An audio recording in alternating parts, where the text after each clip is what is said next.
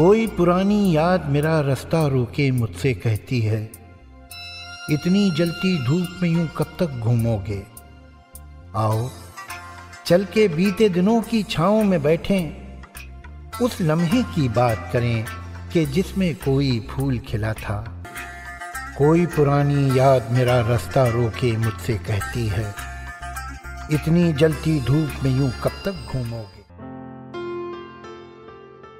एक virus corona जिसने पूरी दुनिया को हिलाकर रख दिया। एक कोरोना ने न जाने कितनी जिंदगियों को प्रभावित किया, न जाने कितनी जिंदगियों को ले चुका है अब तक कोरोना। जो बचे हैं वो दहशत में हैं, भय में हैं और सावधानी में भी हैं। भारत जैसे विशाल देश में कोरोना से लड़ने के लिए सरकार और समाज दोनों उठ खड़े हुए हैं। कमर कस ली है, संकल्प ले लिया है कि हम कोरोना से लड़ेंगे। कोरोना हारेगा, भारत जीतेगा। कोरोना से बचने के लिए सिर्फ और सिर्फ जागरूकता, सतर्कता और एक स्वस्थ वातावरण, जिसके लिए देश में 2 चरणों में लॉकडाउन चल रहा है। इस लॉकडाउन ने न जाने कितनी कहानियों को जन्म दिया है। अब बच्चे कैसे पले पावे, भूखे रात पले हुए। अब क्या करें, मजबूरी है। जैसे भी कटेगा, भूखे लंगे जैसे भी कटेगा तैसे मरेंगे, जिएंगे। सरकार का पालन कर रहे हैं, सरकार मारे या जिंदा रखे। कहानी बीमारों की, कहानी बुजुर्गों की, कहानी बच्चों की, कहानी महिलाओं की, कहानी दफ्तरों की, कहानी गरीबों की, कहानी मजदूरों की। 3 मई कर दी आगे खोलने को, हम जाए चाहते हमारे बीच में कोई खुल जाए रास्ता, हम घर निकल जाए। जो हर रोज अपने लिए रोटी का जुगाड़ करते थे, मजदूरी करते थे, तब जाकर कहीं चूल्हा जलता था। एक प्रदेश से दूसरे प्रदेशों में ये मजदूर काम की तलाश में आते हैं और जाते हैं। ऐसे ही उत्तराखंड राज्य में भी कई प्रदेशों के मजदूर काम करने उत्तराखंड पहुंचे और इस लॉकडाउन में वो यहीं के यहीं रह गए। न मजदूरी है, न पैसा है, बस सरकार का भरोसा है।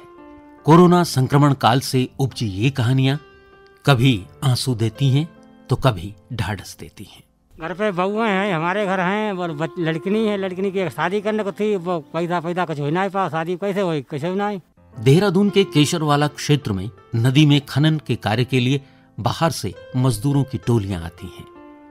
इस बार भी ऐसा ही हुआ। कई मजदूर यहां आए, लेकिन आते ही लॉकडाउन हुआ। मजदूरी मिली नहीं, पैसा कमाने आए थे, क्या लेकर घर जाएंगे। बस अब इनका कहना है कि उन्हें घर जाना है। तब हम लोगों ने कहा अब तो मेरी फसल भी खराब हो जाएगी, अब क्या करें। तो यही सोच कर बहुत परेशान है कि कब खुलेगा, कब जाएंगे घर। आइए हमारे साथ चलिए रायपुर क्षेत्र के केसरवाला राहत कैंप में। शाहजहांपुर के रहने वाले नौबत राम होली के बाद यहाँ आए काम की तलाश में। मजदूरी मिली नहीं, काम मिला नहीं, पैसे के लाले पड़े हैं, घर जाना है, घर में फसल खड़ी है, घर वाले कह रहे हैं कि अपनी फसल तो काट लो। नौबत राम है, शाहजहांपुर जिले के। यहाँ राहत कैंप में कब आए आप? मैं होली के बाद, मान लो होली के बाद आ गए थे। तो यहाँ पे काम भी नहीं चला और मान लो एक दिन आए हुए, दूसरे दिन बंद हो गया। तो मान लो पैसे की कमजोरी भी हो गई। यहाँ मान लो घर जाने की सोची, जब लॉकडाउन बंद हो गया तो मैंने घर जाए, गेहूँ भी कटने वाले हैं। तो मान लो गेहूँ की मान लो कटाई मान लो चल रही है, तो घर में परेशानी मान लो तब तक आए, तब तक 12 बजे तक लागू हो गया कि बंद हो गया, आना जाना बंद कर दिया। तब मान लो केसरवाला चौकी पे मैं रुक गया। मान लो आप इन लोगों ने मान लो मदद की कि खाना मिलेगा, भोजन मिलेगा, आराम से रहो, कोई दिक्कत हो खुलेगा तो चले जाना। जब 14 तारीख को डील की, 14 तारीख को नहीं खुला, तब हम लोगों ने कहा अब तो मेरी फसल भी खराब हो जाएगी, अब क्या करें। तो यही सोच कर बहुत परेशान है कि कब खुलेगा, कब जाएंगे घर। यहाँ देहरादून में केसरवाले में क्या करते हो आप? नदी पे काम करते हैं, मोरंग की छनाई करते हैं। अच्छा, कोरोना के बारे में जानते हो कि क्या है कोरोना, क्यों आपको लोगों को लॉकडाउन में फंस रखे हैं आप लोग, क्या है ये कोरोना? अरे कोरोना तो मान लो जैसे एक साफ सफाई की सुरक्षा रखनी चाहिए, और मान लो जैसे मास्क लगाना चाहिए, एक दूसरे से दूरी बना के रहना चाहिए, और मान लो खेती बाड़ी में काम करें तो दूर भी रहना चाहिए। मान लो पास में तो एक दूरी बना के रखें। 38 लोग दूरी बना के रखते हो या सब एक साथ खाना खाते हो? नहीं, तो दूरी बना के रखते हैं, कम से कम 2 मीटर की, 2.5-3 मीटर की बना के रखते हैं। मान लो खाना भी खाते हैं तो 2 मीटर की, मान लो शाम को सोते हैं तो 2 मीटर की। ये दूरियां तो बन रही हैं, लेकिन जो घरों की दूरियां हैं वो इन लोगों को परेशान कर रही हैं। इनके बच्चे भी इनके साथ हैं। कुछ माताएं अपने बच्चों को गोद में सुला रही हैं। शाहजहांपुर की ही माधुरी 4 बच्चों के साथ इस राहत शिविर में है। काम की तलाश में बच्चों के साथ आई थी, काम मिला नहीं, अब बच्चों को पालना मुश्किल हो रहा है। माधुरी जी, आप कहाँ की हैं?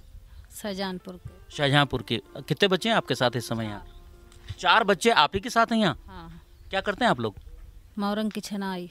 अच्छा, तो बच्चे पाल पा रही हैं आप यहाँ इस कोरोना के संक्रमण में? अब बच्चे कैसे पली पावे, भूखे और रात पले हुए हैं। खाने के लिए और जो ये राहत कैंप है इसमें क्या क्या व्यवस्थाएं हैं? व्यवस्थाएं का दाल मिलती 2 टाइम, अच्छी ना लगत दाल हमारी। अच्छा, तो आप शौक से खाएंगे, आपके क्या चाहिए आपको? अब आलू फालू मिले तो अच्छे लगे, आलू मिलते ना, दाल 2 टाइम मिलती, अच्छी ना लगत हमारी। और कोई परेशानी है इस समय राहत कैंप में? नहीं, और कुछ परेशानी नहीं। निशा की उम्र 12 साल। स्कूल जाने के दिन है, लेकिन वो अपने पिता के साथ यहाँ मजदूरी करने चली आई। पिता के लिए रोटी भी बना लेती है, लेकिन बाकी समय में वो भी रेत छानने का काम करती है। निशा, मम्मी पापा के साथ हो यहाँ? पापा है, मम्मी नहीं है। मम्मी कहाँ है? मम्मी घर पे। मम्मी घर पे। तो तुम यहाँ क्या कर रही हो पापा के साथ? छनाई करता। आप भी करती हो? इतनी छोटी बच्ची। और इस समय जो सरकार आपको खाना दे रही है उससे पेट भर जाता है? हाँ। क्या क्या मिलता है आपको खाने के लिए? दाल। बस खाली दाल सक? दाल, रोटी, चावल। चावल, अच्छा।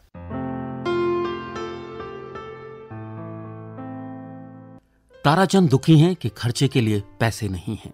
चौकी से खाना आता है, तेल आटा चावल अब मिलने लगा है।